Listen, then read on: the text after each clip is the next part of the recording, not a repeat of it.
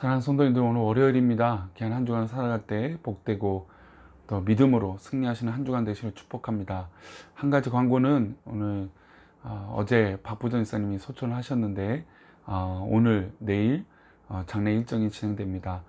참여하지 못하실지라도 기도로 함께 해주셨으면 좋겠고, 또 참여하실 분들은 우리 성도들 카톡방을 꼭 확인해 주시기를 부탁드리겠습니다. 우리 잠시 기도하시고 오늘의 말씀을 나누도록 하겠습니다. 하나님, 또 우리의 생사 화복을 주관하신 하나님 감사합니다. 오늘도 주의 은혜 가운데 살아가게 하여 주시고, 우리 성도들 믿음으로 또 주의 은혜 가운데 살아갈 수 있도록 도와주옵소서. 함께 하시기 원하고 거룩하신 예수님의 이름으로 기도합니다. 아멘.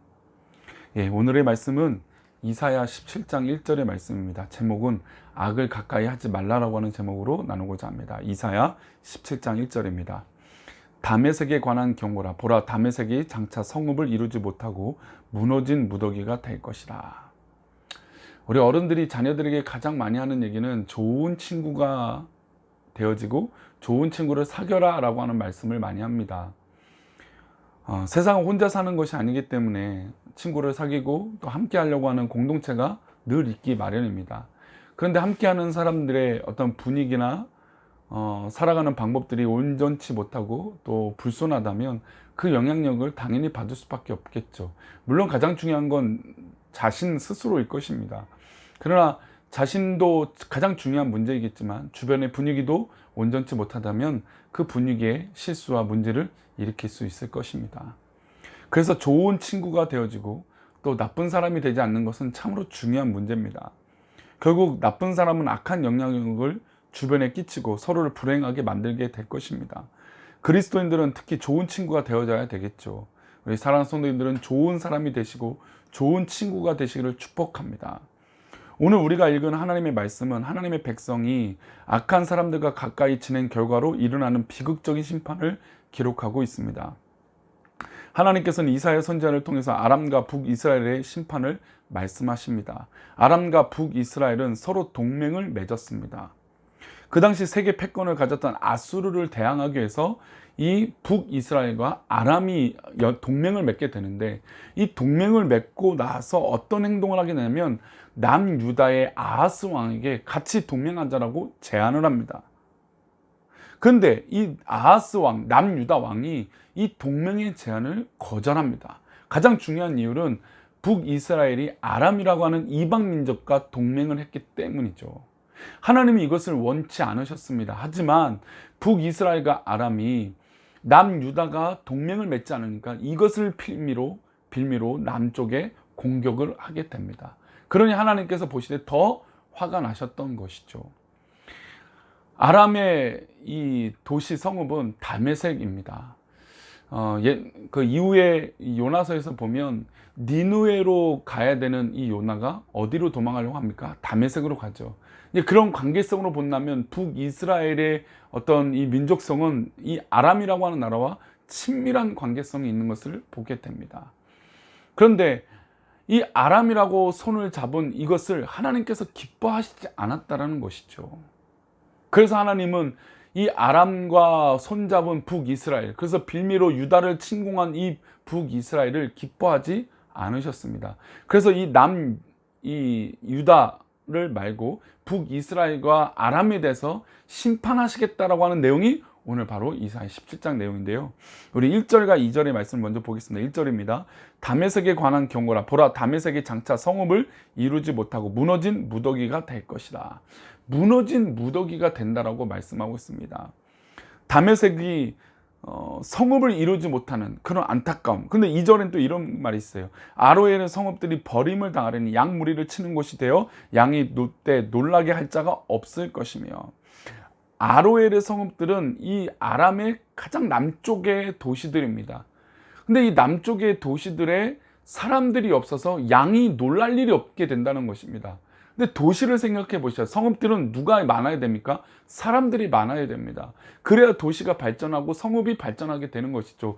근데 성읍에 사람이 없어서 양들이 놀랄 일이 없다고 생각을 해 보십시오. 그러면 그 성읍은 그냥 농촌이 되는 것입니다. 농촌을 비하한다는 내용이 아니라 성읍들이면 이왕이면 도시가 되고 큰 성읍들이 되어져야 되는데 양이 놀랄 일이 없을 정도로 평안한 그냥 동네가 되어진다는 것이죠. 그래서 하나님은 이 남유다를 침공하고 또 북이스라엘과 동맹을 맺은 이 아람을 성읍들, 그러니까 북쪽부터 남쪽까지 모든 성읍들을 저주하시면서 너희들이 온전치 못하게 될 것이다 라고 경고하시는 말씀입니다. 왜 경고하시느냐? 첫 번째로는 그 동맹에 대한 문제도 있었지만, 두 번째로 하나님의 백성들을 건드렸던 이 악한 모습, 자신의 유익과 이익을 위해서 욕심을 부렸던 그 사람들을 하나님은 가만두지 않으시겠다는 것입니다. 북이스라엘은 원래 하나님의 자녀들이었습니다. 그들이 가지 말아야 될 길에 지금은 가고 있는 것이고, 서지 말아야 될 곳에 지금 서 있는 것입니다. 하나님의 백성이 아닌 이방 민족과 동맹을 맺었습니다. 그래서 이들에 대한 심판도 하나님께서 하시는데, 우리 3절과 4절입니다. 에브라임 요새와 다메섹 나라와 아람의 남은 자가 멸절하여 이스라엘 자손의 영광 같이 되리라. 만군의 여호와의 말씀이니라. 그날에 야곱의 영광이 쇠하고 그의 살찐 몸이 파리하리니. 에브라임은 유다 지파와 함께 12지파 중에 가장 강력한 대표적인 지파입니다. 에브라임은 우리가 알다시피 요셉의 아들, 그리고 요셉의 장자권을 이어받던 가장 강력한 에브라임 지파입니다. 그의 어떻게 보면 어깨를 나란히 했던 민족이, 그 지파가 바로 남유다죠. 결국 북이스라엘과 남유다가 나눠질 때 어떤 지파 중심으로 나눠지냐면 에브라임 지파와 유다 지파를 중심으로 남과 북이 나뉘어지게 됩니다.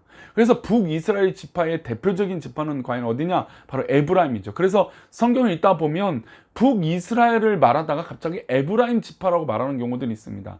이것은 북이스라엘을 상징적으로 이야기하는 이 지파가 바로 에브라임이기 때문입니다. 그래서 에브라임 지파에 대해서 경고하는 건 결국 북이스라엘에 대해서 경고하시는 것이죠.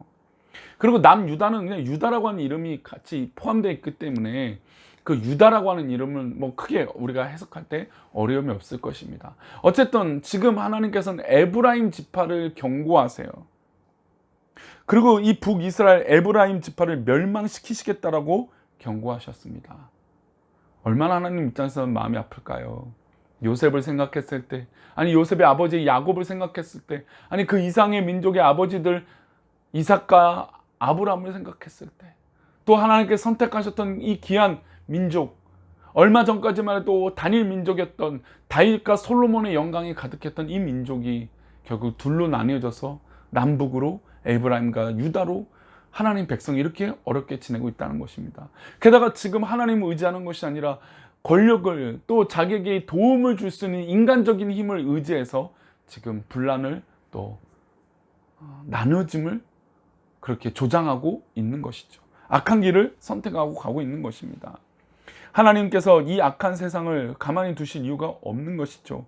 하나님의 희망은 교회이고 하나님의 백성들입니다. 근데 하나님의 백성인 이 에브라임 지파, 그렇게 찬란했던 에브라임 지파가 하나님을 의지하지 않고 아람을 의지하고 오히려 하나님을 의지하고 있는 유다를 그렇게 공격하고 그리고 짓밟으려고 하는 그 의도를 하나님 기뻐하시지 않은 것이죠. 하나님께서 북이스라엘과 남유다를 택하셔서 그들을 통해서 온 세상의 평화를 이루고 싶으셨습니다. 우리 꿈꾸는 교회와 우리 사랑하는 성도님들을 택하신 것도 하나님께서 우리 성도들과 우리 교회를 통해서 하나님의 나라와 평화를 이루시기 원하시는 것입니다. 그런데 우리들이 하나님의 이 뜻을, 이 귀하신 뜻을 기억하지 못하고 내 마음대로, 내 욕심대로 악한 것을 따라서 산다라면 하나님은 얼마나 마음이 아프실까요? 그래서 시편 1편은 참 그래서 의미가 있는 것 같아요. 1절은 이렇습니다. 우리가 너무나 잘 알고 있죠. 복 있는 사람은 악인들의 길을 따르지 아니하며 죄인들의 길에 서지 아니하며 오만한 자들의 자리에 앉지 않는다고 했어요. 즉 믿음의 사람은 복을 쫓는 것입니다. 하나님 기뻐하시는 것을 쫓아서 살아가는 것입니다. 악한 사람들과 함께 할 수 없고 악한 사람의 자리에 앉을 수 없습니다. 그런데 악한 사람의 자리에 앉는다고요? 그래서 하나님 마음은 더 아프시겠죠. 북이스라엘이 이렇게 망가지는 모습을 보고 하나님은 더 아프시겠죠. 그러니 우리 사랑하는 성도들 오늘 하루 사실 때 어떤 길이 있느냐라고 고민하고 어디 자리에 있을까 고민할 때 하나님께서 기뻐하시는 자리에 있으시기를 축복합니다. 하나님께서 원하시는 자리가 어디 있는지, 하나님께서 기뻐하시는 말이 무엇인지, 그래서 그 말을 선택하며 하나님께 기쁨으로 쓰임받는 은혜가 있기를 축복합니다.